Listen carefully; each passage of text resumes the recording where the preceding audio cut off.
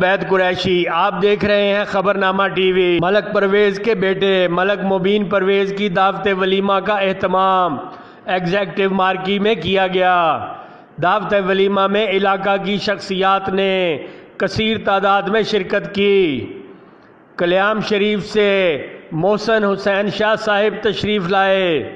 दीगर शिरकत करने वाली शख्सियात में अफजल खोखर, DIG फरमान, मलक याकूब बारी, सैयद जाफ़र हुसैन शाह, मलक गजनफर, मलक शौकत आवान, कर्नल रहीम, मलक हसरत आवान, असलम साहिब, मलक अब्दुल अजीज़, सरदार फारूक, मलक इखलाक अहमद आवान, राजा जुल्फ़कार, खुर्रम शकील, राजा उमर खालद, इश्तियाक भट्ट समेत अजीज़ो अकारिब शामिल थे। दूल्हा मलक मुबीन परवेज़ के वालिद हाजी मलक परवेज़ ने वलीमा की तकरीब में शिरकत के लिए आने वाले मेहमानों का तहे दिल से शुक्रिया अदा किया।